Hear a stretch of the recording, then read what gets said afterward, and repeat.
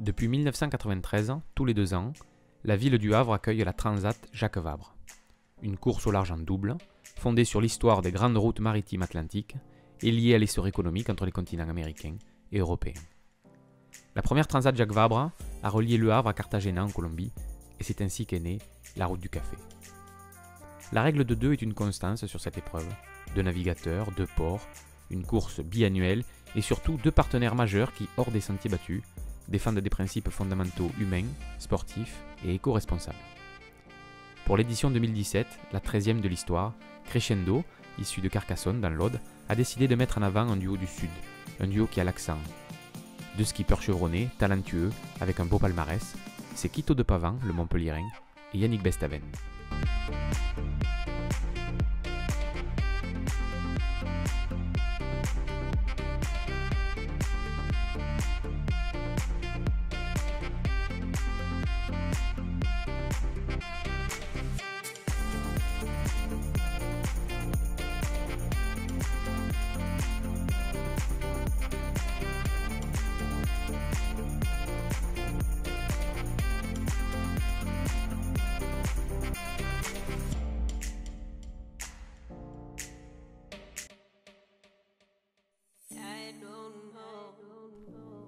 Dans le bassin Paul Vatine, premier vainqueur de l'épreuve, havré de naissance et hélas disparu trop tôt en mer, 15 classes 40, 13 IMOCA, 6 multi 50 et 3 ultimes sont amarrés. Les Occitans vont concourir dans la catégorie IMOCA. Et à quelques jours du départ de la Transat Jacques Vabre, l'événement suscite un réel enthousiasme. Plusieurs personnalités font le déplacement, Laurent Voulzy, Thomas Pesquet, l'ancien maire du Havre et aujourd'hui Premier ministre Édouard Philippe, et même Emmanuel Macron, président de la République. Les skippers, nous les retrouvons sur leur bateau appelé Bastidotio, un IMOCA 60 pieds de 18 mètres de long, mais avant de commencer, il faut mettre les choses au clair. D'où provient le surnom de Quito? Alors ça remonte pas d'hier. En fait, il y a 56 ans, ma grande sœur qui est née 1 an avant moi avait un peu du mal à prononcer mon prénom, qui est Christophe. Voilà, Quito, voilà, ça fait un petit bout de temps que ça dure. Né le 23 février 1961, Christophe Fourcault de Pavan n'était pas prédestiné à la voile. Il vient d'une région où le plus grand plan d'eau est un étang. Je suis né en Dordogne, voilà, qui est pas un pays très maritime.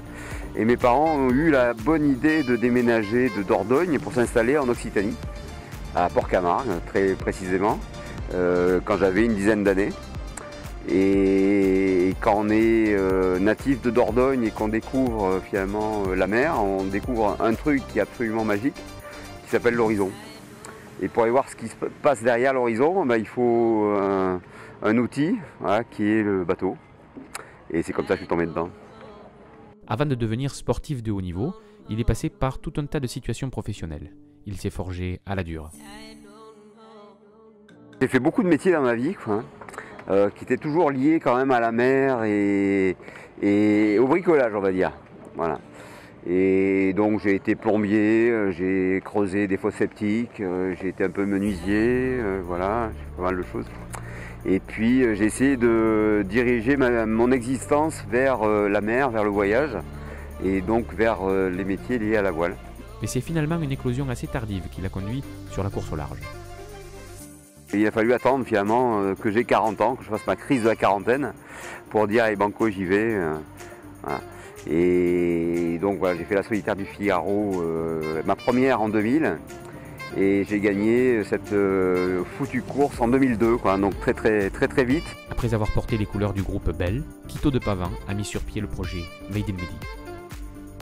Mon objectif était d'impliquer finalement des partenaires, des sociétés, des entreprises de la région sud, de la région Languedoc-Roussillon au départ, mais voilà, le Midi, il n'y a pas vraiment de frontières. Pour moi, c'est entre Menton et Hendaye, on va dire. Et on a lancé ce projet-là, on a fait pas mal de courses et finalement on a réussi à remettre sur pied un projet Vendée Globe en 2016, à laquelle finalement avec donc Bastide Médical et le groupe HBF qui était sur Toulouse. Et on a eu le plaisir d'accueillir finalement la région Occitanie, la nouvelle région Occitanie, sur ce joli projet, quoi. On était très fiers parce que finalement ça mettait un point d'or finalement à ce qu'on a essayé de créer comme émulation auprès du tissu économique de notre région. Sur les 3 Vendée Globes qu'il a tentés, Quito de Pavan n'en a terminé aucun. Quelle aventure, ou plutôt quelle mésaventure. Ah oui, oui, alors les marins, ils ont la judicieuse idée d'oublier tous les mauvais coups. Voilà, donc, et c'est vrai que là, tu me poses la question, et clairement, c'est vrai que le premier Vendée Globe en 2007-2008, alors qu'on avait tout ce qu'il fallait pour gagner, et puis moi j'y allais pour gagner le Vendée Globe, on avait un super bateau, un super sponsor, un super public, voilà, tout allait bien, moi j'étais dans une espèce de spirale de victoire en Figaro qui allait bien, et puis 24 heures après le départ, patatras, il y a le mât qui s'écroule dans le golfe de Gascogne. Je ne suis pas le seul, mais ça ne me rassure pas. Et donc moi je suis rentré penaud au Sable d'Olonne sans mât, et donc le Vendée Globe s'est arrêté après 28 heures de course, qui est terrible. Terrible à porter surtout parce que c'est des projets en solitaire et on est un peu responsable de tout, quoi. Donc c'était lourd à porter. Je m'attendais vraiment pas à voir ça et bon, j'ai les larmes aux yeux, quoi. Terrible. Et ça va être terrible.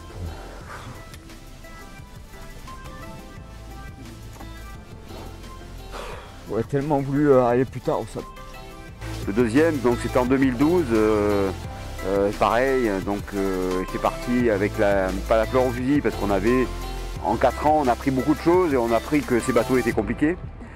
Et puis là, c'est une collision avec un chalutier qui a arrêté mon élan au large du Portugal. Le Vendée Globe 2012, ben, il s'arrête. Pour moi, pour Groupe Bell et pour tous les gens qui me suivaient sur cette aventure, un accident bête, trop bête. Je suis désolé. Voilà, donc depuis les choses ont évolué, les systèmes anti-collision ont évolué, finalement les chalutiers, les pêcheurs portugais n'étaient pas encore équipés de ces systèmes-là. Aujourd'hui c'est le cas. Voilà, donc le Vendée Globe s'est arrêté au bout de 44 heures, donc c'est terrible, c'est terrible. 2 fois de suite, un Vendée Globe qui s'arrête trop vite. Et puis le troisième fois, c'est une collision là avec un cachalot, voilà, au sud de l'océan Indien, là où il n'y a personne, là où il ne faut vraiment pas avoir de collision, pas avoir d'ennui. Et ben voilà, moi j'ai eu un gros pépin.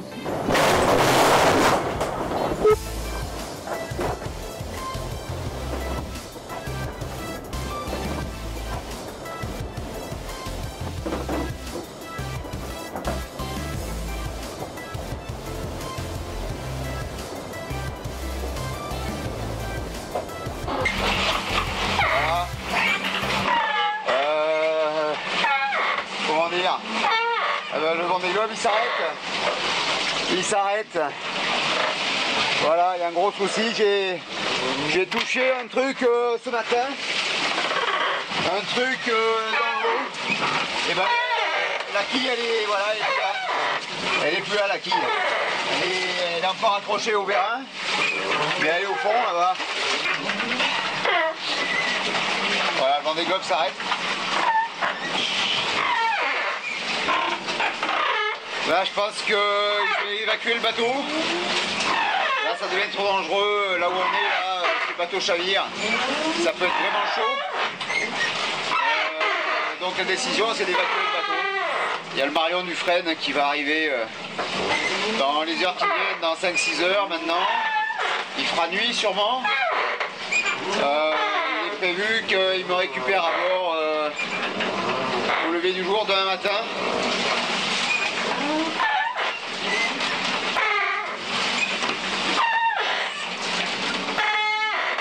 Fait chier quoi.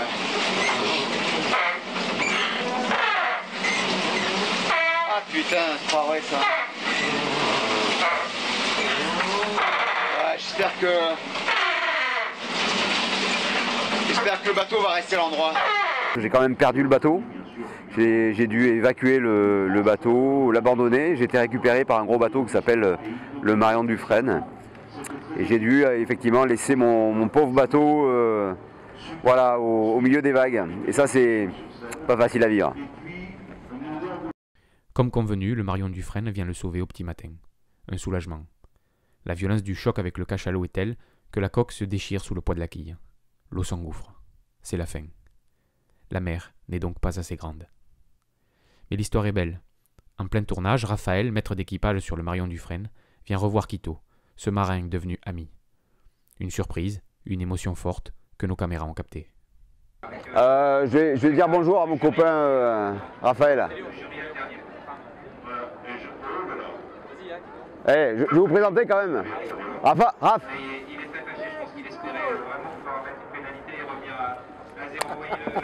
Ça fait plaisir de te voir. Ça va? Ah, bien. Alors, je vous présente Raphaël. Voilà. Et dans les bras dans lesquels je suis tombé finalement au plein sud de l'océan Indien où il n'y a exactement personne à part des manchots. Et ben, sauf qu'il y avait ce jour-là, il y avait Raphaël, voilà, et je suis tombé dans ses bras, c'est mon sauveur en fait. Quand on a récupéré Quito, il était très fatigué psychologiquement, nerveusement. Donc on l'a laissé un petit peu se reposer comme il fallait et puis se réchauffer surtout parce que bon, c'était pas terrible quoi. Et ensuite les liens se sont créés. Et puis on était dans le même bateau, c'est le cas de le dire, dans le même bateau pendant 3 semaines. C'est un mec bien, quoi. Il est sympa, il est simple, et humainement parlant, c'est un bon gars, quoi. Alan Roura, le jeune Suisse de 24 ans, le plus jeune skipper de l'histoire du Vendée Globe, est aussi un ami de Quito de Pavan. Moi, c'est quelqu'un sur le Vendée Globe, quand j'ai appris son avarie, où j'ai pleuré pendant une journée en pensant à lui, parce que c'est triste, parce que c'est pas juste pour lui. Et il est toujours là, il sera toujours départ de course, et il est de plus en plus remonté. Et moi, voilà, c'est quelqu'un que j'admire, c'est un très grand marin, et humainement, c'est quelqu'un de bien. Donc voilà, un grand bravo à Quito pour tout ce qu'il a fait, et qu'il va continuer à faire. Un homme simple, humain. C'est aussi la description que l'on peut faire du co-skipper de l'épreuve, Yannick Bestaven. Ce Rochelet fera le prochain Vendée Globe pour Maître Coq. La route est longue pour être sur la ligne de départ, au niveau technique, au niveau financier, au niveau personnel. Donc c'est pas encore gagné, mais on va tout faire pour y être. Et puis le fait de naviguer avec Quito, pour moi, c'est bien parce qu'il a une grande expérience sur ces bateaux-là IMOCA et sur les bateaux en général. Donc on n'a jamais navigué ensemble et c'est bien aussi d'apprendre des autres. Donc voilà, j'espère pouvoir lui apporter quelque chose sur ma façon de naviguer, que lui m'apporte sur la sienne. Ça va être un bel échange sur l'eau. Vainqueur de la Mini Transat en 2001 et de 2 Transats Jacques Vabre en 2011 et 2015, Yannick a aussi navigué avec de grands noms de la voile. Sur nos routes professionnelles, on rencontre beaucoup de monde. Le premier qui m'a un peu lancé dans la voile, la course large, c'est Yves Parlier, qui était un célèbre marin, qui a sur Aquitaine Innovation à l'époque. J'ai eu la chance avec Yves de naviguer avec Hélène MacArthur, puis avec d'autres noms un peu moins célèbres et moins connus, avec lesquels j'ai gagné des courses. Éric Drouglazé, la première Jacques Vabre que j'ai gagnée, Pierre Brasseur il y a 2 ans, beaucoup plus jeune mais très sympa aussi, qui va être concurrent cette année. Donc voilà, c'est vrai que nos courses en double ou équipage nous font rencontrer beaucoup de monde, naviguer avec beaucoup de monde. En plus d'être un skipper talentueux, Yannick Bestaven est également entrepreneur. Il a fondé la société Wattensi et créé l'hydrogénérateur qui équipe la quasi-totalité des bateaux de course et de plaisance. Ça permet d'être en autonomie électrique dès que le bateau glisse sur l'eau.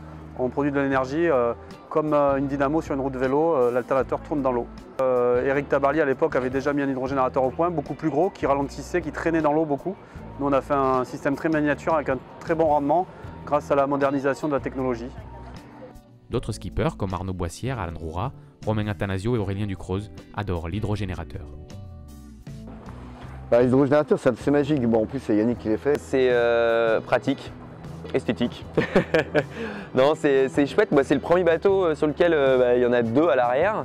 J'en ai depuis, je ne vais pas dire trop de bêtises, mais depuis 2008 j'en ai à bord du bateau.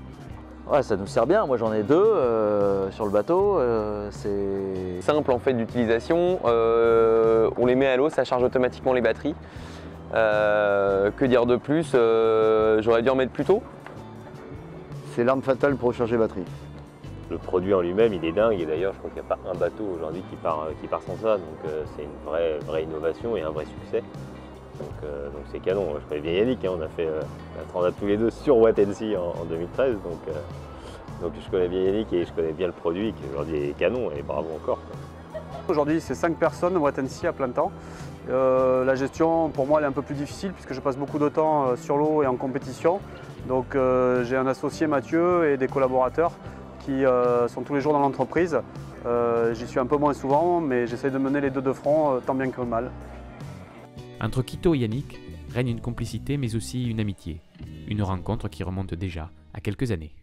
Alors c'est pas mythique, voilà, on s'est rencontrés sur les pontons depuis une quinzaine d'années. C'est quelqu'un de très agréable. Et j'ai souvent imaginé faire une course en double avec lui. On fait toujours des shortlists d'équipiers, de gens avec qui on aura envie de naviguer. Et Yannick faisait toujours partie de cette liste-là. Et il se trouve qu'on n'a jamais réussi à le faire, quoi. Et puis finalement cette année, il s'est trouvé que moi j'ai perdu mon bateau sur le Vendée Globe, que j'avais besoin d'un bateau pour faire le programme qu'on avait validé avec mes partenaires. Et que Yannick m'a appelé, ça doit être au mois de mars, en me disant voilà, j'ai un bateau, tu cherches un bateau, tu as des partenaires, est-ce qu'il n'y a pas moyen? Et puis la Transat Jacques Vabre se courant en double, est-ce qu'il n'y a pas moyen de faire un truc ensemble?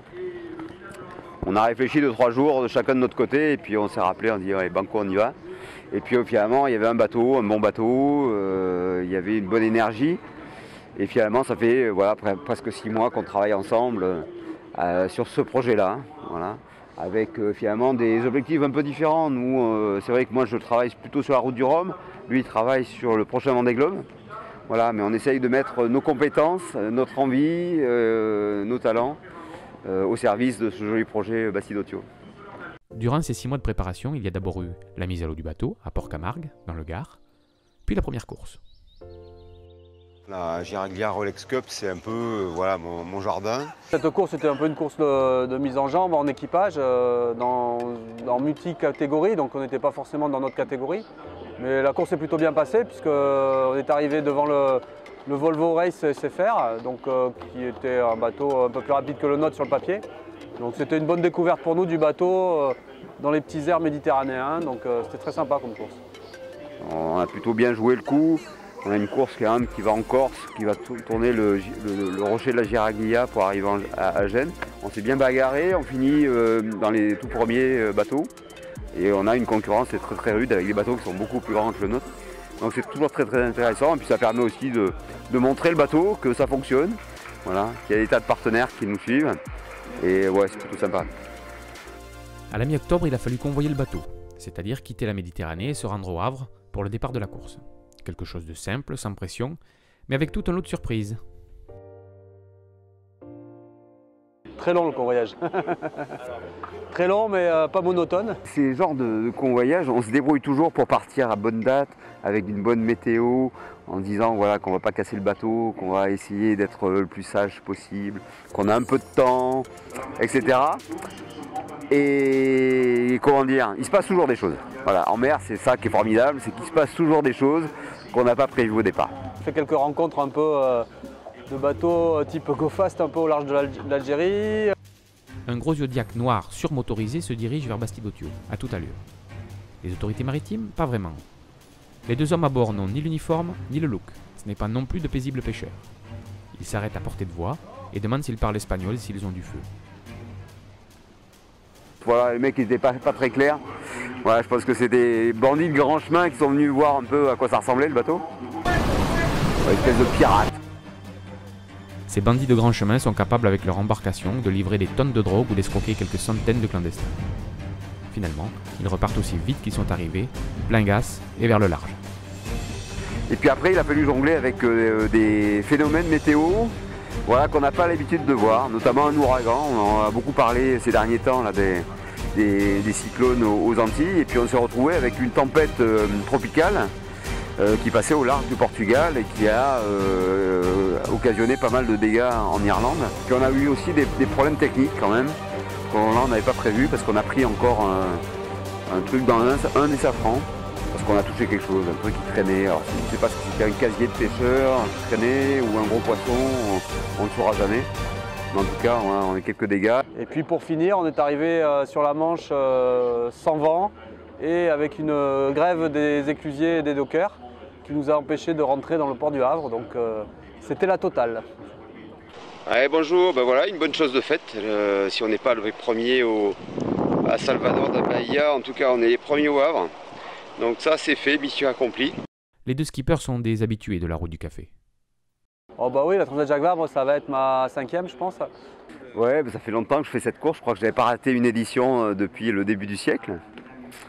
Ouais, je fais partie un peu des meubles quoi, de cette transat. Et finalement, au Havre, on découvre une ville qui n'est pas forcément très touristique, mais qu'on a plaisir à vivre.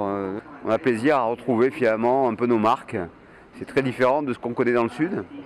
Et on a beaucoup de plaisir, on est toujours bien accueillis. Voilà, et c'est vrai que je fais partie des coureurs qui ont couru le plus souvent possible. Hein, voilà. Très attaché à tout ce qui touche de près ou de loin à l'univers maritime, Quito profite d'un moment libre pour visiter le port. Moi j'adore ces grands ports. Ces grands ports, il y a plein de choses. C'est des endroits qui vivent autour finalement des bateaux, des infrastructures improbables. Il y a beaucoup d'outillage un peu lourd, des grues, des quais, des trucs en acier. Et puis toute une vie qui s'est créée finalement autour de ces allées et venues de bateaux. C'est toujours riche les ports. Et celui-là, c'est l'un des plus grands ports, peut-être le plus grand port de France. Et je trouve que c'est assez incroyable. Ouais. J'adore ces ambiances-là.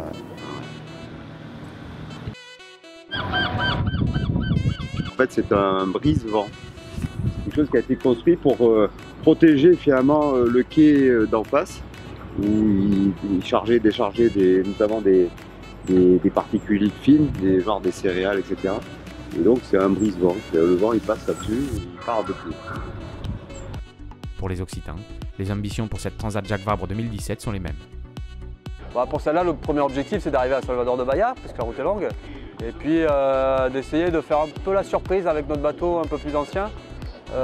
C'est-à-dire, il y a 5 ou 6 bateaux à foil. Si on peut en avoir un ou deux derrière, ça serait bien. Ça va être difficile. Mais voilà, et puis dans les bateaux de notre génération, faire le meilleur résultat possible. L'objectif, c'est que la Scoumoun nous laisse un petit peu tranquille aussi. Voilà. Les emmerdes, on va les laisser de côté, quoi, hein, et on va faire en sorte qu'effectivement, il ne nous arrive pas trop de malheur là, sur cette transat. C'est un bateau d'ancienne génération. C'est un bateau qui a été construit en 2007 à la demande de son skipper de l'époque qui était Vincent Rioux, PRB. C'était un bateau à l'époque très avant-gardiste, un plan phare, architecte américain. Le même que celui qui a gagné le Vendée Globe de Michel Desjaoyaux qui s'appelait Foncia à l'époque. Donc ce bateau après il a été revendu à Arnaud Boissière, il s'est appelé Akena Véranda. Puis il a été revendu à Tanguy de la Motte, il s'est appelé Initiative Cœur. La Tanguy a fait de profondes transformations, puisque toutes les traves du bateau ont été changées pour avoir une étrave un peu plus puissante, un peu plus volumineuse. Et nous on a racheté le bateau à Tanguy de la Motte cette année. Donc on va être 4 bateaux, là. On va pouvoir tirer à bord avec Alain Roura, qui est un nouveau bateau. Mais un peu un bateau ici de la même génération que le mien. Fabrice Amédéo, Romain Athanasio et moi, donc ça va être assez intéressant ce côté-là. C'est compliqué parce qu'on en a toujours plein des ambitions, on a envie de gagner, on a envie de plein de choses.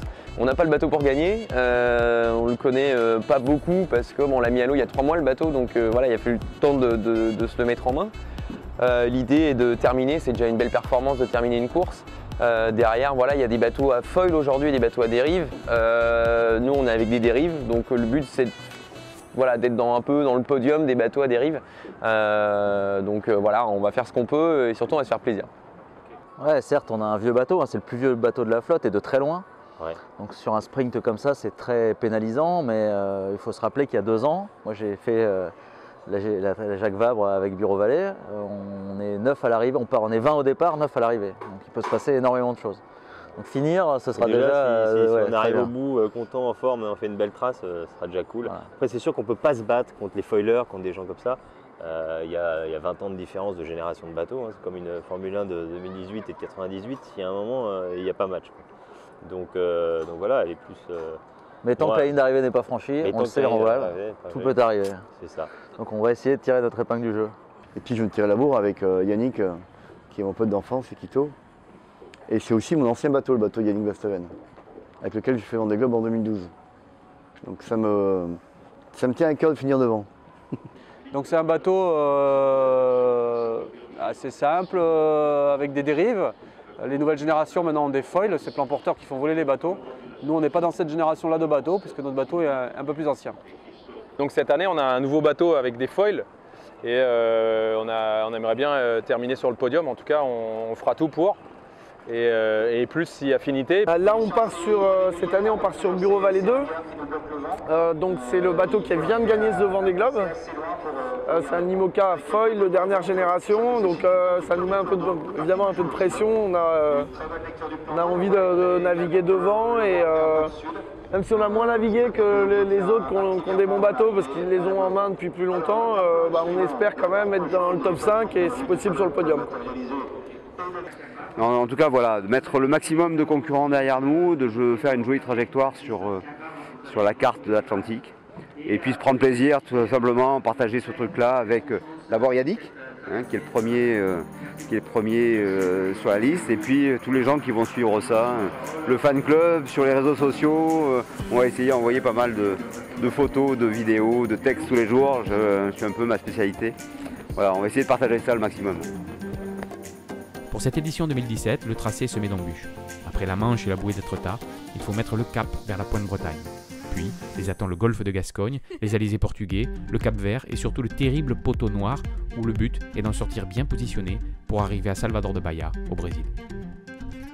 Ouais, c'est un tracé, c'est une route un peu, c'est un peu une course de vitesse, là, Jacques Vabre, pour aller au Brésil. Je trouve qu'il y a moins d'options que sur une course qui irait aux Antilles ou qui traverserait l'Atlantique d'est en ouest. Là, on traverse l'Atlantique, mais de nord-sud. Qui est plutôt une bonne chose parce qu'on va vite vers le chaud. On part du cœur de l'automne, voilà, et bientôt l'hiver sur le Havre.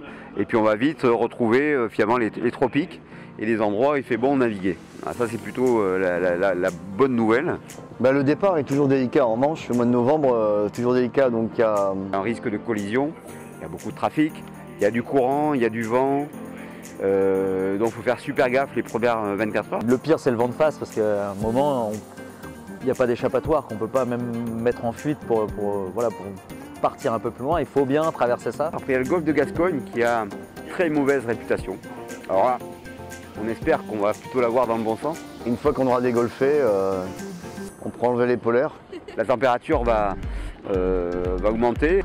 Après il faut récupérer l'alizé s'il y en a. Et une fois qu'on est allé jusque-là, il y a un autre phénomène qu'on n'aime pas beaucoup. Ce fameux poteau noir qui a un sacré passage à niveau. C'est super important de pouvoir bien se positionner en longitude pour pouvoir passer le poteau noir plus ou moins à l'ouest. Il y a la zone de transition entre les alizés du nord-est qui est dans l'hémisphère nord et puis l'alizé du sud-est dans l'hémisphère sud. C'est une zone très humide où il y a très peu de vent. Au poteau noir déjà, les cartes seront sur la table, quoi. Il faudra juste confirmer après, quoi. C'est le dernier coup de poker de la Transat, quoi. Enfin, pas les jeux sont faits avant ça, mais pas loin. Et puis, comme il dit, si tu sors à la même place que tu es rentré, t'as passé un bon poteau noir. Puis c'est le moment où on prend la douche. Oui, c'est le moment où on se lave. Ça, c'est bien. À deux, on peut être gêné par le copain, quand même. Puis ensuite, une fois qu'on sort du poteau noir, on arrive sur la bordure d'anticyclone de Sainte-Hélène. On va franchir l'équateur, ça c'est pas grave. Voilà. Et puis on va se retrouver dans une zone très régulière avec du vent de sud-est qui va régulièrement adonner pour finir finalement nord-est. Et on va arriver sous Spi. À bonne allure, souvent en route directe pour aller à Salvador de Bahia. C'est pour ça que je dis qu'il y a peu d'options parce que c'est vrai qu'après le poteau noir, c'est un peu du tout droit de la course de vitesse. C'est excitant comme course. Franchir l'équateur, j'ai franchi 11 fois, c'est super excitant de se dire on va dans l'hémisphère sud, quoi. Puis Bahia aussi, c'est pas mal. À la veille du grand départ, le village de la Transat Jacques Vabre ferme ses portes après une semaine festive et chaleureuse au Havre. 480 000 personnes sont venues voir les bateaux et profiter des animations tout autour du bassin Paul Vatine. L'excitation du coup d'envoi de cette longue chevauchée se fait sentir. Tout le monde a hâte d'en découdre et d'entamer la route du café. Les marins sont entrés dans leur bulle, analysent avec précision les fichiers météo et peaufinent les derniers préparatifs.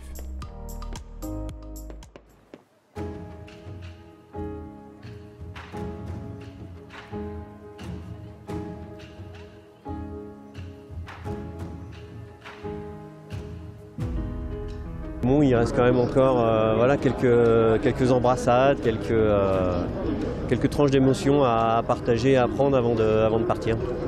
De l'émotion, il y en a ce dimanche 5 novembre 2017, au moment où les 37 équipages entament leur longue chevauchée vers Salvador de Bahia. Sur le ponton, on s'embrasse, on s'étreint, on se donne rendez-vous au Brésil dans une quinzaine de jours, et on fait signe de larguer les amarres pour passer à l'étape suivante.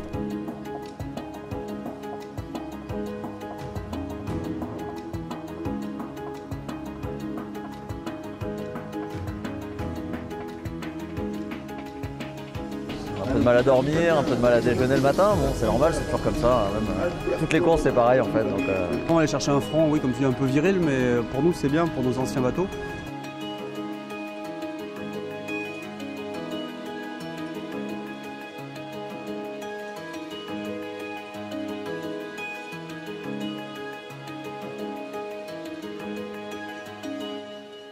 Départ de la Transat Jacques Vabre dans 5, 4, 3, 2, 1, top départ. Départ magnifique, mais surtout départ canon pour Bastido Tio, qui, sur la mer houleuse, rivalise avec les bateaux à foil. À la deuxième place, sur le passage de la bouée à Etretat, les Occitans se dirigent tout droit vers le front. Devant eux, c'est Paul Meillat et Gwenole Gainé sur SMA, qui n'est autre que l'ancien bateau massif, vainqueur du Vendée Globe 2012 par François Gabard. Et ben, c'est un bon départ sur cette Transat Jacques Vabre. Là, on est en tête de la flotte. On vient de passer devant Etretat. Et donc le deuxième, Bastido Tio, qui est quasiment 1 mille derrière.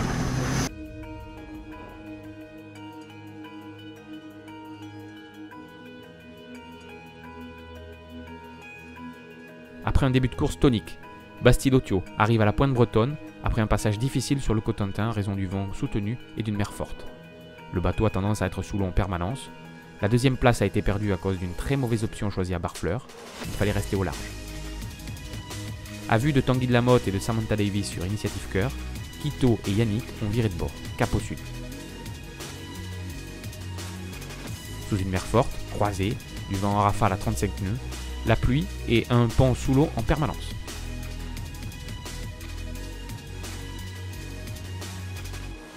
Le lendemain, Bastido Tio a allongé la foulée, 20 nœuds de vitesse. Il y a encore peu d'écart dans la flotte, mais il devrait y avoir une descente rapide vers les Canaries. C'est à ce moment-là que tout va se compliquer.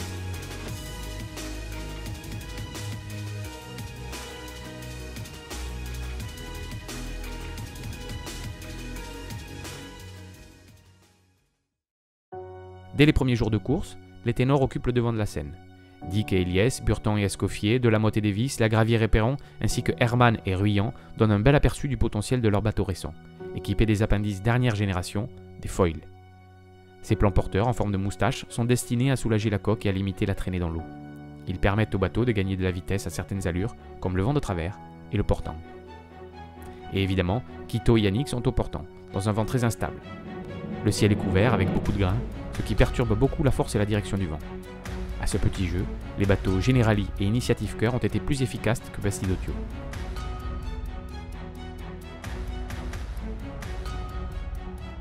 Voilà, troisième jour en mer, on est mardi, on a passé le front et à foi, c'est humide. C'est humide à bord de Bastido Tio.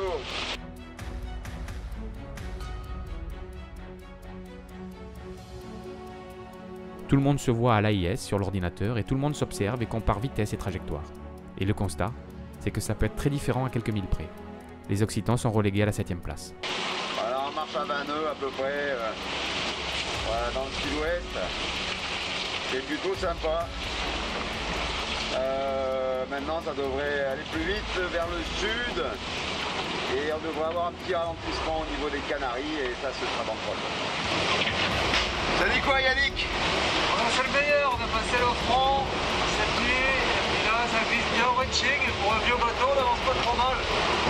On va pas se plaindre. Ça a l'air humide dehors. Ah oui c'est humide, heureusement qu'on est bien couvert, sec.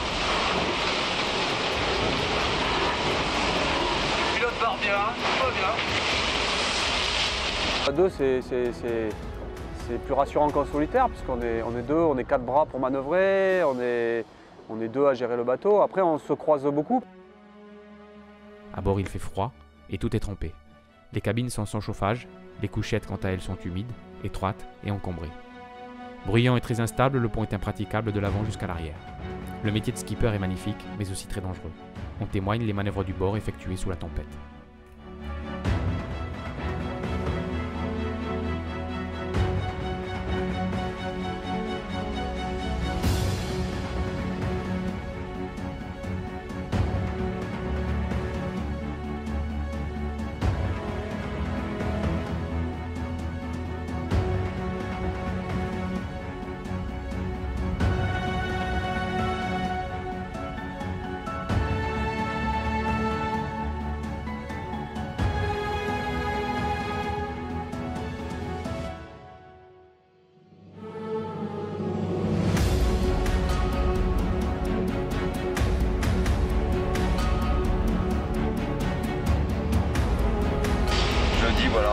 cavaler là, depuis que 2 jours, on est un peu fatigué. Ça se voit peut-être sur ma tronche. Voilà, on a encore une petite journée comme ça à cavaler vite là. Et après ça devrait se calmer.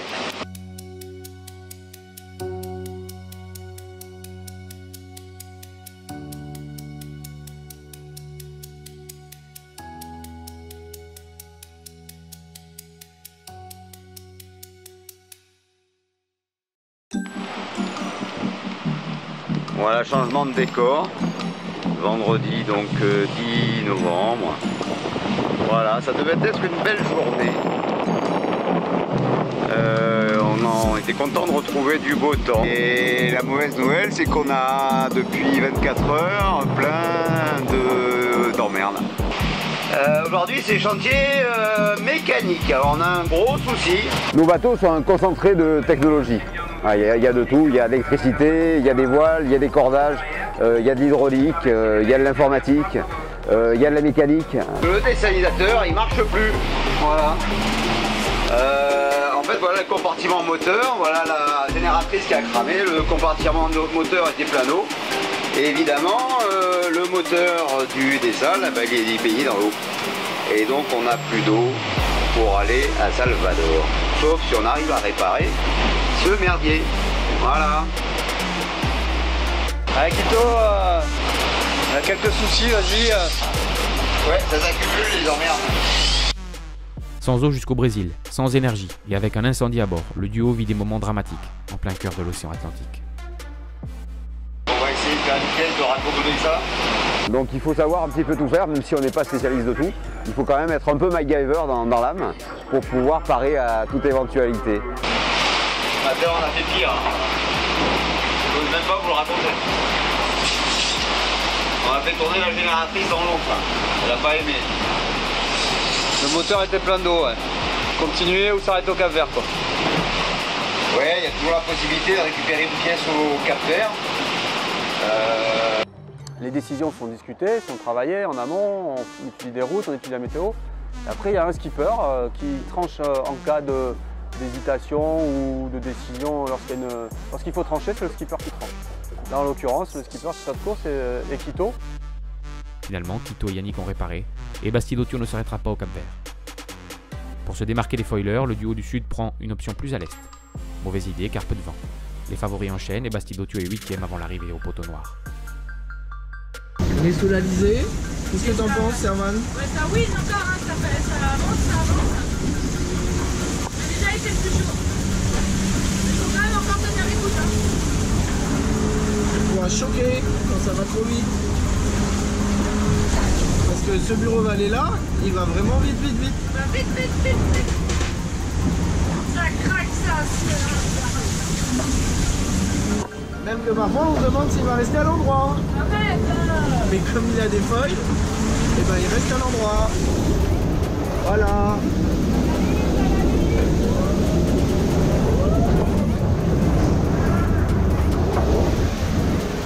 Voilà, une petite descente de vague.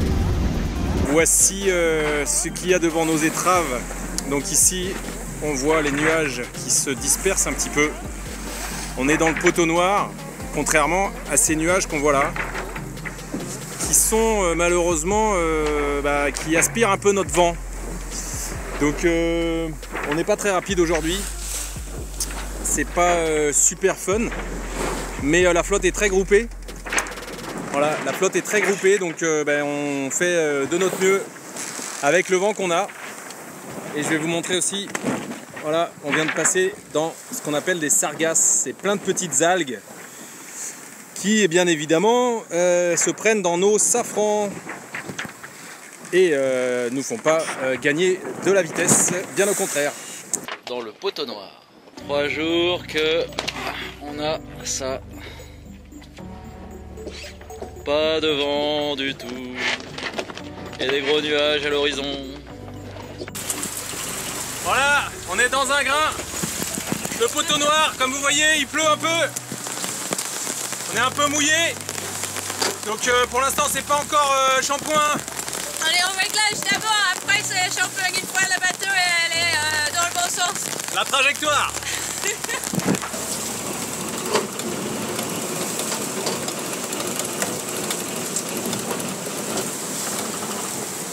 on aime ça, à bord d'Initiative Cœur, wouhou! C'est le dernier comme on dit, c'est toujours le dernier grain qui est le meilleur. On a peut-être un petit point de passage entre les nuages là, on croise les doigts parce que sinon on est tanké 3 jours là-dedans quoi en gros. Donc, Alors je crois que Quito est en train de vivre son plus beau poteau noir. C'est l'enfer. Alors Sérieux, c'est l'enfer. Bon, la météo, c'est un dossier qu'on travaille beaucoup, on y passe beaucoup de temps. On va chercher des fichiers météo matin et soir pour calculer notre route et notre stratégie.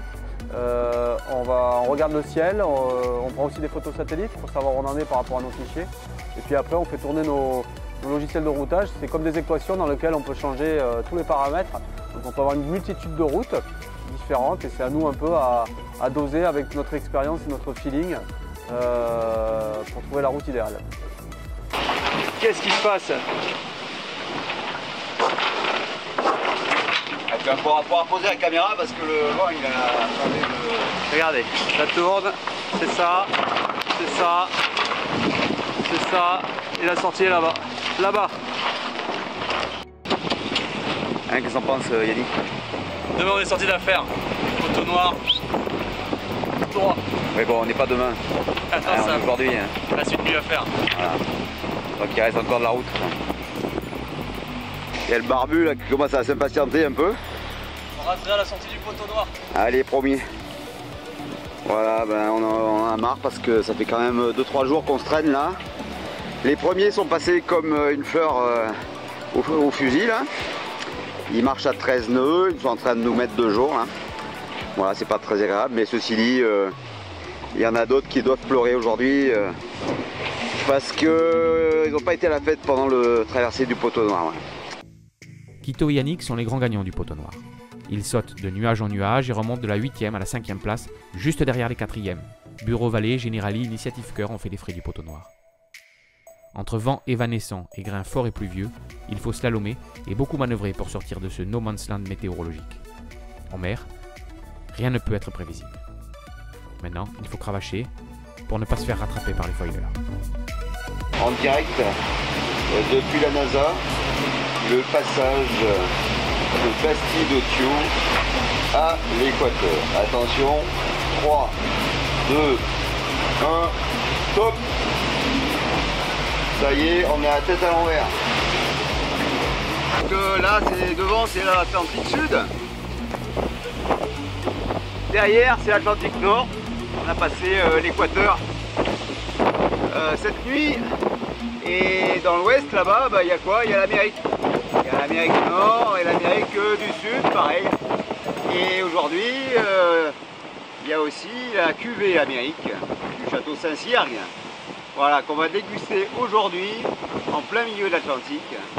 Voilà, et on va boire un coup à la santé de Neptune, ce salopard de Neptune là qui nous fait des misères sans cesse depuis des années. Et puis à Bacchus, voilà, qui mérite bien. Ah, la nourriture, la nourriture. Alors là, j'ai la chance d'être accompagné avec Yannick Bessaven qui est un fin cuisinier. Non, c'est une blague en fait. En fait, il ne sait absolument pas cuisiner, donc on s'occupe de ça. Françoise, qui est ma femme, s'occupe de l'avitaillement, donc c'est un vrai dilemme à chaque fois. Et on essaye de mixer à la fois des plats lyophilisés, donc des plats dans lesquels on enlève toute l'humidité, donc c'est la poudre. Voilà. Et quand on rajoute de l'eau de mer désalinisée, on retrouve finalement un plat complet tout à fait comestible. Et puis on a aussi des plats cuisinés, des vrais plats cuisinés, un peu plus gustatifs on va dire, pour se faire plaisir, parce que c'est important de garder le plaisir de manger, sinon on ne mange pas assez, et comme on dépense beaucoup d'énergie sur le bateau, on a besoin de compenser, et notre carburant à nous, c'est la bouffe. Et aussi on se fait à manger un petit lyophilisé, et ça va faire du bien, voilà. Avec la petite cuisine du bord là, on est pas mal. On est en plein dans les Alizés et aujourd'hui on a un dessert bien spécial. C'est une glace, figurez-vous, une glace lyophilisée. Astronaut Ice Cream ça s'appelle, donc on va tenter ça avec Sam et on va vous dire ce que ça donne. Eh ben c'est pas mal, hein. Bon, spécial dédicace à Thomas Pesquet. Merci aux astronautes. Merci aux astronautes pour la petite. Salut à tous. Alors Aurélien, qu'est-ce qu'il y a de meilleur quand on est dans 32 sous SPI? Petite tartine de reblochon des montagnes. Et ça requingue un homme. Hein. Le reblochon des montagnes et le pain de vers les dents de Tréguin. Et voilà, les lentilles saucisses de Julia.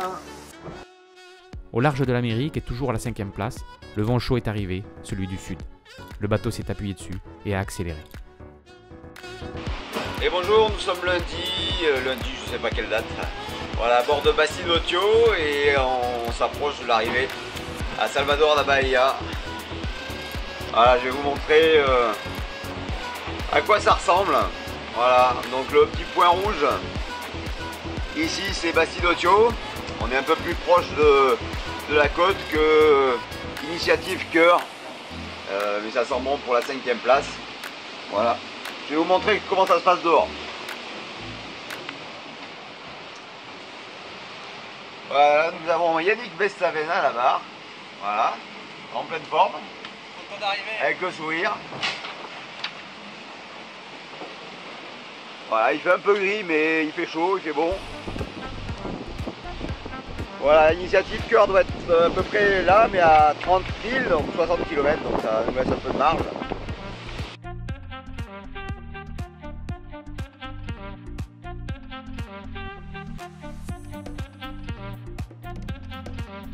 En IMOCA, c'est Jean-Pierre Dick et Yann Eliès qui gagnent cette 13e Transat Jacques Vabre en un peu plus de 13 jours. Pour Yann et pour moi, 4e victoire, c'est fabuleux, que du bonheur. Quito de Pavan et Yannick Bestaven arrivent en 5e position à Salvador de Bahia en 15 jours, 3 heures, 59 minutes et 46 secondes. Un exploit compte tenu de la vétusté du bateau face à la concurrence. Il n'y a qu'à voir l'explosion de joie pour ce duo exceptionnel après le passage de la ligne d'arrivée. Une 5e place en forme de victoire, une transat, allure, expresso.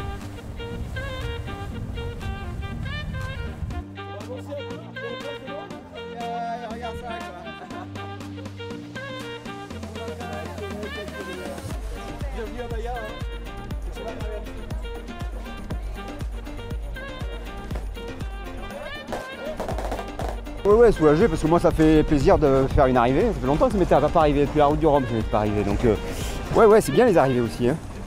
Clairement. Alors, moi j'apprécie ouais, vraiment quoi. Et comme on vous l'a dit, hein, c'était pas évident. On a eu des galères qui auraient vraiment pu compromettre notre arrivée. Ouais, il y a de la fierté de la finir avec autant de galères et puis de la finir. C'est vrai qu'au Havre on disait si on fait 5e, ça serait un super objectif. Et là on fait 5e, non sans mal, mais 5e quand même. Donc devant quelques bateaux modernes, donc ouais, il y a de la fierté, ouais. Et puis naviguer avec Quito, ça a été hyper intéressant. Donc non, moi je suis content, je pense qu'on a bien fonctionné, on a bien manœuvré, on n'a cassé aucune voile, le bateau est nickel, en manœuvre il n'y a pas eu de soucis. Bravo.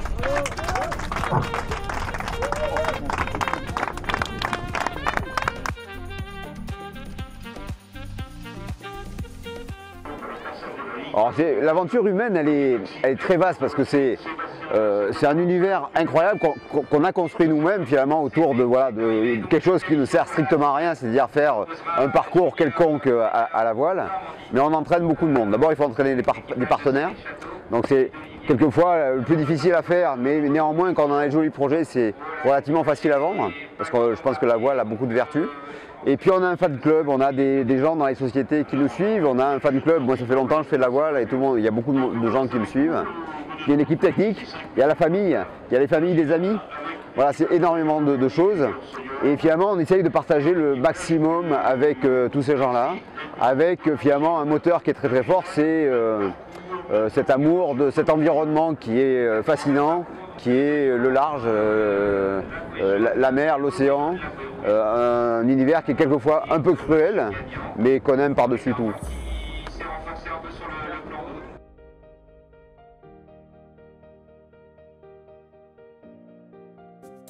Couler tous nos concurrents en même temps.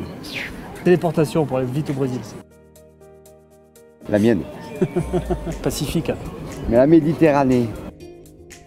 Les copains d'abord. Moi plus rock'n'roll. Sobuco. De ma maman. Saucisse lentille de ma maman aussi. Ah, quelle horreur. C'est super bon. Mais non, il y a du fer. Il y a du fer. Ouais, justement, ça rouille. Pina colada. Un bon gin tonic. Non? Non. Non. Marion Dufresne. Fenech. Le loutre. Out of Africa. Dickeneck. Yannick Besseret. Oh putain.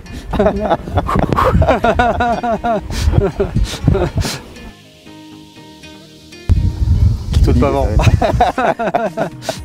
Oh, t'es plus séro que moi, t'as fait des trucs toi, pas possible. Les Spillenguettes. Une plage, le banc d'Arguin. L'île aux oiseaux. Une île, il y a tellement des îles, c'est compliqué des îles. L'île aux oiseaux, c'est tout petit, y a personne. Non, mais je vais rester sur ma première idée qui est Barbuda. Le Kilimanjaro. L'Everest. J'aime pas les villes. Ouais. L'été. Ouais, l'été, bien sûr. Un spi. La trinquette. Un jibe. Un XC de spi. Oh, j'aimerais pas être à la place d'un appendice de bateau. Non, moi non plus. Une fête, celle qu'on va faire à Salvador de Bahia.